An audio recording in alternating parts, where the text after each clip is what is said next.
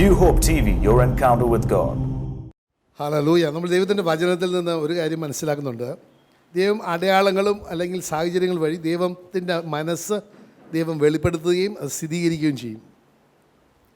ഞാനിന്ന് ദൈവം എന്നോട് പറഞ്ഞ് പ്രിപ്പയർ ചെയ്ത ടോക്ക് അതിൻ്റെ ഫുൾ തിങ് ആയിരുന്നു ഇന്ന് ആരാധനയിലുണ്ടായിരുന്നത്.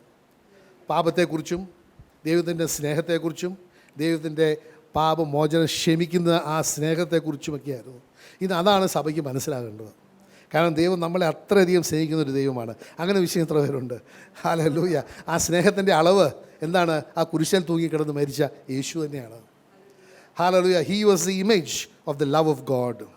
He was A manifestation of the love of God for each one of us. അത് നമ്മൾ മനസ്സിലാക്കണം. സോ ഒരു തരത്തിൽ നോക്കുകയാണെങ്കിൽ the heavenly father loves us so much. There is no sin that he cannot forgive. Are you with me? നമ്മുടെ പിതാവ്, സ്വർഗ്ഗസ്ഥനായ പിതാവ് നമ്മുടെ ഓരോ വ്യക്തിപരമായി അത്രയധികം സ്നേഹിക്കുന്നു. നമ്മളുടെ എത്ര കഠിനമായ പാപമായി പോയാലും അത് ക്ഷമിക്കാൻ പറ്റുന്ന ഒരു ദൈവമാണ്. അത് ക്ഷമിക്കുന്ന ദൈവമാണ്. അതാണ് ദൈവത്തിൻ്റെ സ്നേഹത്തിൻ്റെ അളവ്. ആ അളവ് എന്താണ്? പുത്രൻ്റെ രക്തമാണ് അളവ്. ഹല്ലേലൂയ. ഈ സത്യം നമ്മൾ മനസ്സിലാക്കണം. അതുകൊണ്ട് നമ്മൾ നമ്മൾ പാപങ്ങൾ ഏറ്റു പറയണം. I was so touch. ഞാൻ ഇച്ചിരി ലേറ്റായിട്ടാണ് വന്നപ്പോൾ തന്നെ ആ 199 പാട്ടായിരുന്നു അല്ലേ? അതായിരുന്നു പാടിയത്. അതിൻ്റെ ഫസ്റ്റ് എന്തെങ്കിലും തുടങ്ങുന്നത് എങ്ങനെയാണ്? പാപങ്ങൾ പോക്കവേ, അമേൻ, ശാപങ്ങൾ നീക്കവേ, അമേൻ. പാപം ചെയ്യുമ്പോൾ ശാപം വരും. ഹല്ലേലൂയ. അതുകൊണ്ടാണ് ദൈവത്തിൻ്റെ വചനം വളരെ വ്യക്തമായിട്ട് ഗലാത്യർക്ക് 3-ാമത്തെ അധ്യായം 13-14 വചനങ്ങൾ പറയുന്നത്. അല്ല, എനിക്ക് വേണ്ടി, നമ്മൾക്ക് വേണ്ടി, ലോകത്ത് മനുഷ്യരാശിക്ക് വേണ്ടി യേശു ക്രിസ്തു ഒരു പാപമാകുകയും അങ്ങനെ ഒരു ശാപമായിട്ട് ആ കുരിശിൽ നമുക്ക് വേണ്ടി മരിച്ചു. എന്തിന്? നമ്മൾക്ക് എബ്രഹാമിന് വാഗ്ദാനം ചെയ്ത അനുഗ്രഹങ്ങൾ നമ്മൾക്ക് പ്രാപിക്കാൻ മാത്രമേ നമ്മുടെ അവകാശമാക്കാൻ. ഹല്ലേലൂയ. അതുകൊണ്ട് നമ്മൾ മനസ്സിലാക്കണം, ദൈവത്തിൻ്റെ ഏറ്റവും വലിയ, നമ്മൾക്കറിയാം, നമ്മൾക്ക് പാപമാണ് മനുഷ്യനെ ദൈവത്തിൽ നിന്നുള്ള ബന്ധത്തിൽ നിന്ന് വിച്ഛേദിക്കപ്പെട്ടു പോകുന്നത്. ആ ബന്ധം വിച്ഛേദിക്കപ്പെട്ടത് പാപമാണ്. അതിൻ്റെ ഉത്ഭവം തന്നെ നമുക്കറിയാം. ഈദാൻ തോട്ടത്തിൽ എങ്ങനെയാണ് ദൈവത്തിൻ്റെ കൽപ്പന അനുസരിക്കാതെ അവരുടെ സ്വന്തം എന്താ പറയുന്നത് സ്വാർത്ഥത അല്ലെങ്കിൽ ദൈവത്തെ പോലെ ആകാനുള്ള ഒരു ശ്രമത്തിൽ, ദൈവമായിട്ട് ആശ്രയിക്കാതെ ഒരു ജീവിതം നയിക്കാനുള്ള ശ്രമത്തിൽ പിശാചിൻ്റെ ഉപദേശം കേട്ട്, നമുക്കറിയാം സങ്കീർത്തനം 1 പറയുന്നു, blessed is the man who walketh not in the council of the ungodly. Ungodly എന്ന് പറയുന്നത് ഇംഗ്ലീഷിൽ വിക്കഡാണ്. അങ്ങനെ അൺഗോഡ്ലി ആയ പിശാചിൻ്റെ ഉപദേശം കേട്ട് അവർ ദൈവത്തിൻ്റെ കൽപ്പന ലംഘിച്ച് പാപം ചെയ്ത് ദൈവവുമായിട്ടുള്ള ബന്ധം വിച്ഛേദിക്കപ്പെട്ടു പോയി. അതുതന്നെയാണ് നമ്മളുടെ ജീവിതത്തിൽ സംഭവിക്കുന്നത്. ദൈവത്തിൻ്റെ കൽപ്പനകൾ ലംഘിക്കുമ്പോൾ ദൈവവുമായിട്ടുള്ള ബന്ധം വിച്ഛേദിക്കപ്പെട്ടു പോവുകയാണ്. പക്ഷേ ദ ഗുഡ് ന്യൂസ് ഇസ് 1 യോഹന്നാൻ 1:9 പറയുന്നത് ഒന്ന് വായിക്കാമോ? 1 John 1:9. If you confess your sins, he is faithful and just to forgive you and to cleanse you from all unrighteousness. എല്ലാ അനീതിയിൽ നിന്നും നമ്മളെ കഴുകി വെടുപ്പാക്കാൻ പറ്റുന്ന ഒരു ദൈവമാണ്. നമ്മുടെ പാപങ്ങളെ നമ്മൾ ഏറ്റുപറയുന്നുവെങ്കിൽ അവൻ നമ്മുടെ പാപങ്ങളെ ക്ഷമിച്ച് സകല അനീതിയും പോക്കി നമ്മെ ശുദ്ധീകരിക്കാൻ തക്കവണ്ണം വിശ്വസ്തനും നീതിമാനുമാകുന്നു. അപ്പം നമ്മൾ പാപം മോചനം കിട്ടാനായിട്ട് പ്രാശ്ചിത്തമല്ല, ദൈവം പ്രാശ്ചിത്തത്തെക്കുറിച്ചൊന്നും പറഞ്ഞിട്ടില്ല. I with me? ഒരു കുമ്പസാരം കഴിഞ്ഞിട്ട് എന്നാ പെനൻസിനെ കുറിച്ച് ദൈവത്തിൻ്റെ വചനത്തിൽ പറയുന്നില്ല. I with me? നമുക്കറിയാം ഇന്ന് പലയിടങ്ങളിലും പല മതങ്ങളല്ല വിഭാഗങ്ങളിലുള്ള ഒരു ഇതാണ്, പാപം ചെയ്തിട്ടുണ്ടെങ്കിൽ അതിന് പൊറുതി കിട്ടണമെന്നുണ്ടെങ്കിൽ പെനൻസ് ചെയ്യണം. ദൈവത്തിൻ്റെ വചനത്തിൽ പെനൻസിനെ കുറിച്ച് പറയുന്നില്ല. ദൈവത്തിൻ്റെ വചനത്തിൽ പറയും, നീ പാപം ഏറ്റു പറഞ്ഞാൽ മാത്രം മതി. ദൈവത്തിന് മുമ്പിൽ നീ പാപിയാണ്, നീ ദൈവത്തിൽ നിന്ന് അകന്നുപോയി, പക്ഷേ ദൈവത്തിൻ്റെ കരുണയ്ക്കും വേണ്ടി നീ യാചിച്ചിട്ടുണ്ടെങ്കിൽ ദൈവം അത്രയധികം നമ്മളെ സ്നേഹിക്കുന്നതാണ്. ആ സ്നേഹം ദൈവം നമ്മൾക്ക് സൗജന്യമായിട്ട് ആ പുത്രനെ കുരിശിൽ ആ അവസാനത്തെ രക്തം വരെ ചിന്തിയിട്ട് ദൈവത്തിൻ്റെ നിയമം ആവശ്യപ്പെടുന്നത് പോലെ ആ പാപത്തിൻ്റെ വേദനമാകുന്ന മരണം എനിക്ക് നിങ്ങൾക്ക് വേണ്ടി പകരക്കാരനായിട്ട് ഏറ്റെടുത്ത ആ യേശുവിൻ്റെ രക്തത്താൽ എനിക്ക് ശുദ്ധീകരണം കിട്ടുകയാണ്. പ്രാശ്ചിത്തത്തിൻ്റെ അടിസ്ഥാനത്തിലല്ല സഹോദരി. പല വ്യക്തികളും വിചാരിക്കുന്നതാണ്, അച്ഛനൊരു കുമ്പസാരം കഴിഞ്ഞിട്ട് പ്രാശ്ചിത്തം പറഞ്ഞിട്ട് അത് ചെയ്തിട്ടില്ലെങ്കിൽ എനിക്ക് പാപമോചനം കിട്ടുകയില്ല, അത് ചെയ്താൽ മാത്രമേ എൻ്റെ പാപമോചനം പൂർത്തീകരിക്കുകയുള്ളൂ. സഹോദര, അത് വെറുതെ ദൈവത്തിൻ്റെ വചനത്തിൻ്റെ അടിസ്ഥാനത്തിലല്ല. ദൈവത്തിൻ്റെ അടിസ്ഥാനത്തിൽ പാപമോചനം എന്ന് പറയുന്നത് 2000 വർഷം മുമ്പ് യേശു ക്രിസ്തു കുരിശിൽ മരിച്ച് രക്തം ചിന്തിയതിൻ്റെ അടിസ്ഥാനത്തിൽ എനിക്ക് പാപമോചനത്തിൻ്റെ അവകാശമുണ്ട്. അത് എനിക്ക് സ്വന്തമാക്കണമെന്നുണ്ടെങ്കിൽ ഞാൻ ആ യേശുവിൻ്റെ രക്തത്താൽ എനിക്ക് പാപമോചനം കിട്ടുമെന്ന് വിശ്വസിച്ച് ആ വിശ്വാസത്തിൻ്റെ അടിസ്ഥാനത്തിൽ ഞാൻ ഏറ്റു പറഞ്ഞാൽ മതി. പാപം ഏറ്റു പറയുമ്പോൾ ദൈവം എന്നെ ക്ഷമിക്കുന്ന ദൈവമാണ്. അതുകൊണ്ടാണ് നമ്മളറിയാം പുറപ്പാട് പുസ്തകം 34-ാമത്തെ അധ്യായം 6-ാമത്തെ വചനം വായിക്കുകയാണെങ്കിൽ, അവിടെ സിസ്റ്റർ ഒന്ന് വായിക്കണം, ഞാൻ ഇംഗ്ലീഷ് ഒന്ന് വായിക്കാം. And the Lord pass before him and proclaimed the Lord God merciful and gracious, long suffering and abounding in goodness and truth. ഇത് സംഭവിച്ച എപ്പോഴാന്ന് പറഞ്ഞാൽ എങ്ങനെയാണ്?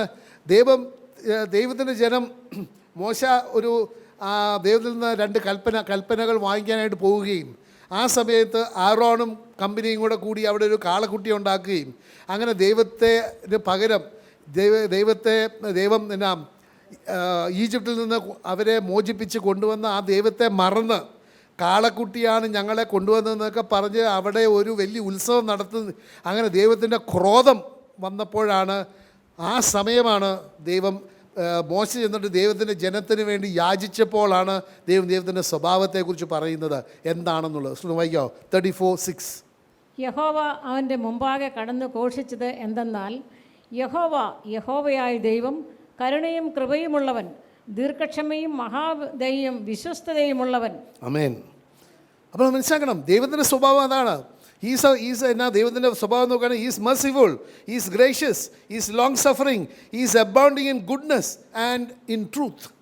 അപ്പോൾ മനസ്സിലാക്കണം, ആ ദൈവം നമ്മളെ, പലരും വിചാരിക്കുന്നത് ദൈവം വന്നിരിക്കുന്നത് നമ്മളെ ശിക്ഷിക്കാനും വിധിക്കാനും ഒക്കെയാണ്.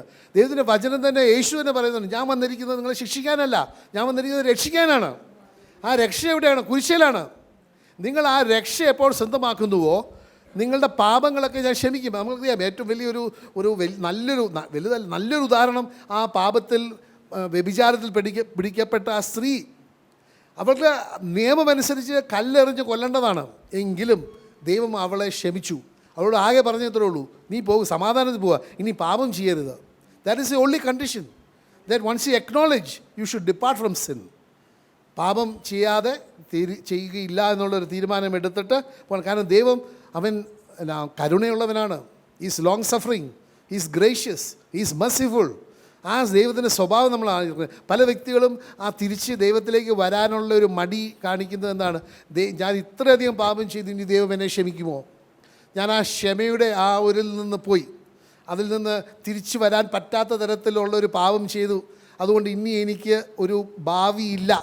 സഹോദര, ദൈവത്തിൻ്റെ വചനം വളരെ വ്യക്തമായിട്ട് പറയുന്നുണ്ട്. യേശു ക്രിസ്തു ആ കുരിശേൽ മരിച്ചത് ജെറമ്യാ പ്രവാചക പുസ്തകം 29-ാമത്തെ അധ്യായം 11-ാമത്തെ വചനത്തിൽ നിനക്കൊരു ഭാവിയും നിനക്കൊരു പ്രത്യാശയും തരാനാണ്. നിൻ്റെ അഭിവൃദ്ധിക്ക് വേണ്ടിയാണ് യേശു ക്രിസ്തു മരിച്ചത്. അതാണ് ദൈവത്തിന് നിന്നെക്കുറിച്ചുള്ളൊരു പദ്ധതി, ഒരു ചിന്ത, ഒരു plan. And a purpose of God is to give you a future and a hope, the future with him in eternity and a hope that will never disappoint you. നമ്മൾ ദൈവത്തിൻ്റെ വചനത്തിൽ വിശ്വസിച്ച് നമ്മൾ അങ്ങനെ പാപങ്ങൾ ഏറ്റു പറയണം. ദൈവത്തിൻ്റെ വചനം പിന്നെയും വളരെ വ്യക്തമായിട്ട് 10-ാമത്തെ വചനം വായിക്കണം. അത് തന്നെ 34:10. എന്നിട്ട് അങ്ങനെ ദൈവം ആ ഉടമ്പടി പിന്നെയും പുതുക്കുക. മോശയ്ക്ക് കൊടുത്ത ആ ദൈവത്തിന് ആദ്യം പറഞ്ഞു, എനിക്ക് ഇവരെ മടുത്ത് ഇവരെ ഒന്ന് നശിപ്പിക്കാൻ പോകുമെന്ന്. എങ്കിലും ദൈവം പിന്നെയും ആ സ്നേഹത്തിൻ്റെ ആ ഉടമ്പടി പിന്നെയും ദൈവം പുതുക്കുകയാണ്. വായിക്കുക 10. അതിന് അവൻ അരുളി ചെയ്തത് എന്തെന്നാൽ, ഞാൻ ഒരു നിയമം ഉണ്ടാക്കുന്നു, ഭൂമിയിലെങ്ങും ഒരു ജാതിയിലും സംഭവിച്ചിട്ടില്ലാത്ത അത്ഭുതങ്ങൾ നിൻ്റെ സർവ്വജനത്തിന് മുമ്പാകെ ഞാൻ ചെയ്യും. നീ സഹവാസം ചെയ്തു പോരുന്ന ജനമൊക്കെയും യഹോവയുടെ പ്രവൃത്തിയെ കാണും. ഞാൻ നിന്നോട് ചെയ്യുവാനിരിക്കുന്ന ഭയങ്കരമായുള്ളവ തന്നെ. ആമേൻ. And he said, behold, I will make a covenant before all the people. I will do marvels such as have not been done in all the earth, nor in any nation. And all the people among whom you are shall see the work of the Lord, for it is an awesome thing that I will do with you. എന്ന് പറഞ്ഞേ, awesome thing. Amen. Awesome thing that the Lord is going to do. നമ്മൾ തിരികെ ദൈവത്തിലേക്ക് വന്നാൽ മതി. നമ്മൾ പശ്ചാത്തപിച്ച് ദൈവത്തിലേക്ക് തിരികെ വരികയാണെങ്കിൽ God will definitely do an awesome thing in your life. Hallelujah. ഈ സത്യം നമ്മൾ മനസ്സിലാക്കണം. അതുകൊണ്ടാണ് 1 രാജാക്കന്മാർ 8-ാമത്തെ അധ്യായം 30-ാമത്തെ വചനം നമ്മൾ വായിക്കുമ്പോൾ അവിടെ നമുക്കറിയാം, അവിടെ സോളമൻ രാജാവ് ആ ദേവാലയം കോൺസെൻട്രേറ്റ് ചെയ്ത് കഴിഞ്ഞിട്ട് ദൈവത്തോടുള്ള പ്രാർത്ഥനയാണ്. കാരണം അവർക്കറിയാം അന്ന് പഴയ ഉടമ്പടിയുടെ അടിസ്ഥാനത്തിൽ ദൈവത്തിൻ്റെ സാന്നിധ്യം ആ ആലയത്തിൽ ഉണ്ടായിരുന്നു. അപ്പോൾ ദൈവത്തോട് യാചിച്ച് പ്രാർത്ഥിക്കുകയാണ്. 1 രാജാക്കന്മാർ 8-ാമത്തെ അധ്യായം 30-ാമത്തെ വചനത്തിൽ ഇങ്ങനെയാണ് പറയുന്നത്. And may you hear the supplication of your servant and of your people Israel when they pray toward this place. Here in heaven your dwelling place. And when you hear, forgive. Forgive. കാരണം മനുഷ്യൻ്റെ സ്വഭാവമാണ് പാപം ചെയ്യാൻ. പാപം ചെയ്യാത്ത ആരുമില്ല. ദൈവത്തിൻ്റെ വചനം തന്നെ പറയുന്നുണ്ട്, എല്ലാവരും പാപം ചെയ്ത് ദൈവമഹത്വത്തിൽ നിന്ന് വീണുപോയവരാണ്. എങ്കിലും അവിടെ വന്ന് യാചിക്കുമ്പോൾ, ക്ഷമയ്ക്ക് വേണ്ടി യാചിക്കുമ്പോൾ, പാപമോചനത്തിന് യാചിക്കുമ്പോൾ, നീ കേൾക്കണമേ, നീ ക്ഷമിക്കണമേ എന്ന്. സ്വന്തം വായിക്കാവോ? നീ അരുളി ചെയ്ത സ്ഥലമായ ഈ ആലയത്തിലേക്ക് രാവും പകലും തൃക്കൺ പാർത്തരളണമേ. ഈ സ്ഥലത്ത് വെച്ച് പ്രാർത്ഥിപ്പാനിരിക്കുന്ന അടിയൻ്റെയും നിൻ്റെ ജനമായ ഇസ്രായേലിൻ്റെയും യാചന കേൾക്കണമേ. നിൻ്റെ വാസസ്ഥലമായ സ്വർഗത്തിൽ കേൾക്കണമേ, കേട്ട് ക്ഷമിക്കണമേ. ആമേൻ. ഇന്ന് ആ ആലയം എവിടെയാണ്? ഇന്ന് നമ്മളിലാണ്. ഇന്ന് നമ്മുടെ ഹൃദയത്തിൽ നിന്ന് നമ്മൾ ദൈവത്തോട് പ്രാർത്ഥിക്കുമ്പോൾ ദൈവം കേൾക്കുകയും ദൈവം ക്ഷമിക്കുകയും ചെയ്യും. അതാണ് പറയുന്നത്, നീ നിൻ്റെ പാപങ്ങൾ ഏറ്റു പറയണം. നീ അപ്പം നിൻ്റെ ഹൃദയത്തിൽ നിന്ന് പശ്ചാത്തപിച്ച് ദൈവത്തിൻ്റെ സ്നേഹം നീ അനുഭവിച്ചിട്ടുണ്ടെങ്കിൽ പോലും ആ സ്നേഹത്തെ നീ അവഗണിച്ച് പാപം ചെയ്തത് നീ ഏറ്റു പറയുമ്പോൾ നിൻ്റെ ഹൃദയത്തിൽ നിന്നുള്ള ദൈവം കേൾക്കുകയും ദൈവം ക്ഷമിക്കുകയും ചെയ്യും. അതുകൊണ്ടാണ് സങ്കീർത്തനം 32:5 ഹല്ലേലൂയ ദൈവത്തിൻ്റെ വചനം വളരെ വ്യക്തമായിട്ട് പറയുന്നത് നമ്മൾ എന്താ ചെയ്യേണ്ടതെന്ന്. മനുഷ്യൻ ചെയ്യേണ്ട കാര്യങ്ങൾ പറഞ്ഞിട്ടുണ്ട്. അവിടെ ഒരിടത്തും പാപമോചനത്തിന് വേണ്ടി ഒരു പരിഹാരമായിട്ട് നീ എന്താ പറയുന്നത്, പെനൻസ് പ്രായശ്ചിത്തത്തെക്കുറിച്ച് പറയുന്നേ ഇല്ല. പാപമോചനത്തിന് മുമ്പ് ചില കാര്യങ്ങൾ സംഭവിക്കണം. ആ സംഭവിക്കുന്നതിൻ്റെ അടിസ്ഥാനത്തിലാണ് നിനക്ക് പാപമോചനം കിട്ടുക. സ്വന്തം വായിക്കുക, സങ്കീർത്തനം 32:5. ഞാൻ എൻ്റെ പാപം നിന്നോട് അറിയിച്ചു, എൻ്റെ അകൃത്യം മറച്ചതുമില്ല. എൻ്റെ ലംഘനങ്ങളെ യഹോവയുടെ ഏറ്റുപറയും എന്ന് ഞാൻ പറഞ്ഞു. അപ്പോൾ നീ എൻ്റെ പാപത്തിൻ്റെ കുറ്റം ക്ഷമിച്ചു തന്നു. ആമേൻ. ഇത്രയേ ഉള്ളൂ. I acknowledge my sin to you and my iniquity I have not hidden. I said, I will confess my transgressions to the Lord and you forgave the iniquity of my sin. ഇതാരാണ്? ദാവീദ് തന്നെ പറയുന്നത്. ആ ദാവീദ് നമുക്കറിയാം, is A very typical person. ഒരു കാലത്ത് നോക്കാം, ദാവീദ് നമ്മളെ പോലെയാണ്. പാപം ചെയ്തിട്ടുണ്ട്, വളരെയേറെ പാപം ചെയ്തിട്ടുണ്ട്, ദൈവത്തിന് അകന്നു പോയിട്ടുണ്ട്, ദൈവത്തിൻ്റെ സ്നേഹം അനുഭവിച്ചവനാണ്, ദൈവത്തിൽ വിശ്വസിക്കുന്നവനാണ്. അപ്പോൾ അവിടെ ആ സങ്കീർത്തനത്തിൻ്റെ തുടക്കം ഇങ്ങനെയാണ്, ദ ജോയ് ഓഫ് ഫോർഗിവ്നെസ്, ക്ഷമയുടെ സന്തോഷം. അപ്പോൾ നമ്മൾ മനസ്സിലാക്കണം, നമ്മൾക്ക് എപ്പോഴും പ്രത്യാശയുണ്ട്. ഞാൻ പാപം ചെയ്തിട്ടുണ്ട്, എൻ്റെ സ്വാഭാവികമായിട്ട് എൻ്റെ ജഡത്തിൽ ജീവിക്കുമ്പോൾ പാപം ചെയ്യുവാൻ സാഹചര്യങ്ങളുണ്ട്. ചിലപ്പോഴല്ല, മിക്കവാറും നമ്മൾ പാപം ചെയ്തിട്ടുമുണ്ട്. എങ്കിലും അതല്ല എൻ്റെ ജീവിതത്തിലെ അവസാനം. I with me. ഞാൻ പാപം ഏറ്റു പറഞ്ഞിട്ടുണ്ടെങ്കിൽ ദൈവത്തിൻ്റെ വചനം ഇവിടെ സങ്കീർത്തനം 32:5 പറയുന്നത് പോലെ I will confess my transgressions to the Lord and you forgave the iniquity of my sin. നമ്മൾ മനസ്സിലാക്കണം, ദൈവത്തിൻ്റെ വചനം വളരെ വ്യക്തമായിട്ട് പറയുന്നുണ്ട്, കൂടുതൽ പാപം ചെയ്തവൻ അവൻ ക്ഷമ അനുഭവിക്കുമ്പോൾ, പാപമോചനം അനുഭവിക്കുമ്പോൾ കൂടുതൽ സ്നേഹമുണ്ട്. അത് വളരെ വ്യക്തമാണ്. ലൂക്കായുടെ സുവിശേഷം 7:47 വചനം പെട്ടെന്ന് വായിക്കാമോ? ലൂക്ക് 7:47. ആകയാൽ ഇവളുടെ അനേകമായ പാപങ്ങൾ മോചിച്ചിരിക്കുന്നു എന്ന് ഞാൻ നിന്നോട് പറയുന്നു. അവൾ വളരെ സ്നേഹിച്ചുവല്ലോ. അല്പം മോചിച്ചു കിട്ടിയവൻ അല്പം സ്നേഹിക്കുന്നു. അല്പം മോചിച്ച് കിട്ടിയവൻ അല്പം സ്നേഹിക്കുന്നു, ഏറെ മോചിച്ച് കിട്ടിയവൻ ഏറെ സ്നേഹിക്കുന്നു. കാരണം എന്താണ്? അത് നമുക്ക് മനസ്സിലാക്കാൻ പറ്റും. അതിൻ്റെ ഉപമ അതിനു മുമ്പ് പറയുന്നുണ്ട്, ഒരാൾ യജമാൻ ഇത്ര കടമുണ്ടായിരുന്നു, ആ കടം അത് വേണ്ട എന്ന് വെച്ചു, അതിനേക്കാൾ വളരെ കുറവുള്ളൊരു കടവും വേണ്ടാന്ന് വെച്ചു. ആരാണ് യജമാനെ കൂടുതൽ സ്നേഹിക്കുക എന്ന് യേശു ചോദിച്ചപ്പോൾ അവർ പറഞ്ഞു, കൂടുതൽ കടം വേണ്ട എന്ന് വെച്ച ആൾ. അതുപോലെ തന്നെയാണ് പാപം. കൂടുതൽ പാപം ദൈവം ക്ഷമിക്കുമ്പോൾ ആ ക്ഷമയെക്കുറിച്ച് ജ്ഞാനമുള്ളതിൻ്റെ അടിസ്ഥാനത്തിൽ അവൻ ദൈവത്തെ ഏറെ സ്നേഹിക്കും. അങ്ങനെ ഏറെ സ്നേഹിക്കുന്ന എത്രയുണ്ട് ഇവിടെ? നമ്മളെല്ലാവരും വളരെയേറെ പാപം ചെയ്തവരാ. ഹല്ലേലൂയ. അത് മനസ്സിലാക്കണം. നമ്മൾ വ്യക്തിപരമായി എന്തുമാത്രം പാപം ചെയ്ത് കൂട്ടിയിട്ടുണ്ട്, പക്ഷേ ഇതെല്ലാം ക്ഷമിക്കുന്ന ദൈവമാണ്. ആക്ച്വലി ഒരു നോക്കുകയാണെങ്കിൽ ഇതിനെക്കുറിച്ചുള്ള ജ്ഞാനത്തിൻ്റെ അടിസ്ഥാനത്തിൽ നമ്മൾക്ക് മറ്റുള്ളവരെ ക്ഷമിക്കാൻ പറ്റണം. I with me. നമ്മൾ ദൈവത്തിൻ്റെ ഛായയിലും സാദൃശ്യത്തിലുമൊക്കെയാണെന്നും ദൈവത്തിൻ്റെ മനസ്സുള്ളവരെന്നൊക്കെയാണെന്ന് പറഞ്ഞ് നടക്കുമ്പോൾ ദൈവം ചെയ്തതൊക്കെ നമ്മളും ചെയ്യുവാൻ തയ്യാറായിരിക്കണം. ദൈവം എൻ്റെ പാപങ്ങൾ ക്ഷമിച്ചിട്ട് ആ ക്ഷമിക്കുന്നതിന് വേണ്ടി സ്വന്തം പുത്രനെ ബലിയായിട്ട് വിട്ടിട്ടുണ്ടെങ്കിൽ, ഇവിടെ ഈ ലോകത്തിലേക്ക് അയച്ചിട്ടുണ്ടെങ്കിൽ, എങ്കിൽ എന്തുമാത്രം കൂടുതൽ നമ്മളോട് എതിര് ചെയ്ത ആൾക്കാരെ നമ്മൾ ക്ഷമിക്കണം. അപ്പോൾ ക്ഷമിക്കാനുള്ള ഒരു ആ കൃപ കിട്ടുന്നത് എപ്പോഴാണ്? ദൈവത്തിൻ്റെ കുരിശേൽ ചെയ്ത ആ പ്രവൃത്തിയെക്കുറിച്ചുള്ള ഒരു വെളിപാട് നമുക്ക് യഥാർത്ഥത്തിൽ കിട്ടുമ്പോൾ. പിന്നെ ദൈവത്തിൻ്റെ വചനം ആ സങ്കീർത്തനം 130:3 വായിക്കാം. Psalm 130 verse 3 and 4. യഹോവേ, നീ അകൃത്യങ്ങളെ ഓർമ്മ വെച്ചാൽ കർത്താവെ ആർ നിലനിൽക്കും? എങ്കിലും നിന്നെ ഭയപ്പെടുവാൻ തക്കവണ്ണം നിന്റെ പക്കൽ വിമോചനമുണ്ട്. Amen. If you, Lord, should mark iniquities, O Lord, who could stand? ഒരു വ്യക്തിക്ക് നിന്റെ മുമ്പിൽ നിൽക്കാൻ പറ്റുകയില്ല, യോഗ്യതയില്ല. കാരണം എല്ലാവരും പാപം ചെയ്ത് ദൈവമാത്രത്തിൽ നിന്ന് വീണ് പോയവരാണ്. ദൈവമാത്രത്തിൽ ദൈവത്തിൻ്റെ സന്നിധിയിൽ നിൽക്കുവാനായിട്ട് ആർക്കും അർഹതയില്ല. പക്ഷേ അടുത്ത വചനം പറയുന്നത്, but there is forgiveness with you that you may be feared. Hallelujah. അപ്പോൾ നമ്മൾ മനസ്സിലാക്കണം, ദൈവത്തിൻ്റെ മുമ്പിൽ ക്ഷമയുണ്ട്, പാപമോചനമുണ്ട്. ഈ സത്യം നമ്മൾ മനസ്സിലാക്കണം. നീ എത്ര പാപം ചെയ്താണെങ്കിലും എൻ്റെ യേശു, നമ്മളുടെ യേശുവിന് ആ പാപം മോചിക്കാനുള്ള കഴിവുണ്ട്. ഹല്ലേലൂയ. ഈ സത്യം നമ്മൾ മനസ്സിലാക്കണം. അതാ the love of the father is so great. നേരത്തെ പറഞ്ഞതുപോലെ it is so great that there is nothing that he cannot forgive. ക്ഷമിക്കാൻ പറ്റാത്ത ഒരു പാപവും ഇല്ല. എല്ലാ പാവവും ക്ഷമിക്കാൻ പറ്റുന്നതാണ്. അതുകൊണ്ടാണ് ലൂക്കായുടെ സുവിശേഷം നമ്മൾ 15-ാമത്തെ അധ്യായം 18-ാമത്തെ വചനം വായിക്കുകയാണെങ്കിൽ അവിടെ ധൂർത്തപുത്രൻ്റെ ആ ഉപമയെക്കുറിച്ചാണ് പറയുന്നത്. അവിടെ നമ്മൾ മനസ്സിലാക്കേണ്ട വലിയ കാര്യം ഇതാണ്, അവൻ്റെ ക്ഷമ തുടങ്ങിയത് അവൻ ആ പാപം ഏറ്റു പറഞ്ഞ് എവിടെയാണ്? പന്നിക്കുഴിയിൽ പാപം ഏറ്റു പറഞ്ഞപ്പോൾ തന്നെ ദൈവം അവനെ ക്ഷമിച്ചു. Are you with me? So ഒന്ന് വായിക്കാമോ അത്? 18 verse 18. ഞാൻ എഴുന്നേറ്റ് അപ്പൻ്റെ അടുക്കൽ ചെന്ന് അവനോട്, അപ്പാ, ഞാൻ സ്വർഗത്തോടും നിന്നോടും പാപം ചെയ്തിരിക്കുന്നു. ഇനി നിൻ്റെ മകൻ എന്ന പേരിന് ഞാൻ യോഗ്യനല്ല. നിൻ്റെ കൂലിക്കാരിൽ ഒരുത്തനെ പോലെ എന്നെ ആക്കണമേ. മതി. അവൻ്റെ ഹൃദയത്തിൽ അവൻ ഈ പാപം ഏറ്റു പറഞ്ഞു. Are you with me? The forgiveness of God was also already released at that point of time. ആ പാപമോചനത്തിൻ്റെ അടിസ്ഥാനത്തിലാണ് ദൈവം അവന് അവിടെ നിന്ന് യാത്ര ചെയ്യുവാനുള്ള കൃപ കൊടുത്തത്. It is A grace of God that was pushing him.